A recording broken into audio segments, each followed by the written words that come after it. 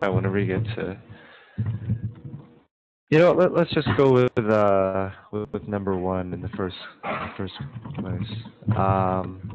So we got some different answers here. We got C, D, and E. So let's see, Julio, why E? What made you pick that one?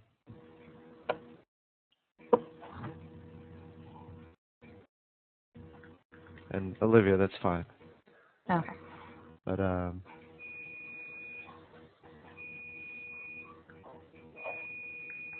and also Mira, why did you pick uh, D for your answer? I mean, yeah, three students, three different answers. So actually, I think these two, I don't have an answer key for, so we're gonna have to go through it ourselves. But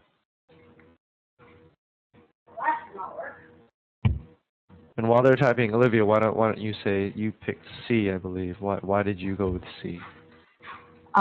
I think it was the only one that made sense, like for the whole paragraph. Um, but yeah, I'm not too sure. Right. Yeah, I think I would go with that one as well. Again, I wanna if Julio and Mira, if you guys could write why you guys picked your answers. Just something I wanted to say generally about reading comp first. Um, let's see, Julio. The author's tone makes the public seem ignorant because the author used quotes like "fooling us." Okay, I mean that's a good point. Um, but I mean, so that phrase does sort of bring that into mind. But I feel like overall, they talked about them being skilled enough. Um, that has to be believable.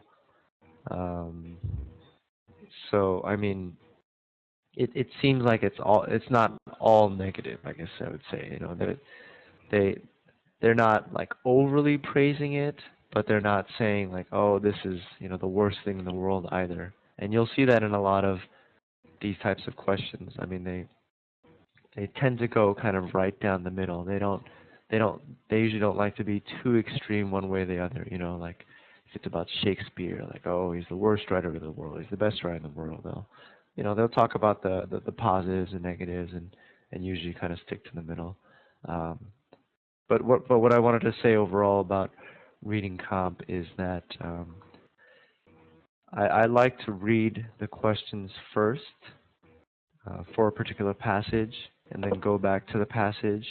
I mean this one wasn't too long. It's just a paragraph. It's not too bad. But some of them can be pretty long, and so by the time you finish reading um, everything. Oh, let's see what Mira wrote. Because he discusses everything necessary for forgery, such as must resemble one or more works, etc., must be skilled enough to fool eyes, reliant on camouflage, etc. Um, yeah, I mean, there is some of that goes on. Excuse me. but, um, but again, back to, reading the questions first. So for those longer passages, it can be hard to remember everything that happens. So I feel like if you read the questions, it helps kind of focus your reading as to what's important in the passage. I like to mark it up as much as possible. Underline, circle, write notes, etc. Um, Obviously, if the question is like, oh, in line 27, what does the word doctor mean? Then that word obviously is real important within the passage. Um, and also the questions generally kind of go within the order of the passage. If it's a four paragraph passage and there's four questions, it's generally going to kind of go in order, maybe one per paragraph, um, possibly a primary purpose of the passage type question thrown in as well. They love to do that because obviously then you sort of have to know the whole thing as opposed to those real specific ones like, what does this phrase in line 12 mean? Because then sometimes, then you may not need to really read and understand the whole writing, which you want. Trying to think what else. Let's see, and then let's see. It's going back to Mira's pick to catalog.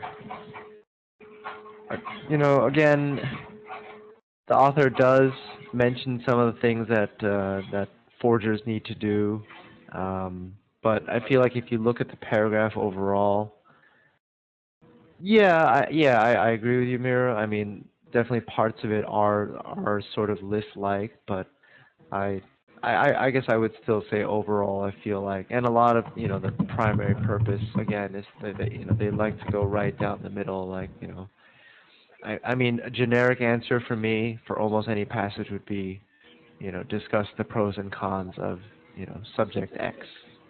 So I'd say D is the second best answer, but I think I would go with C here.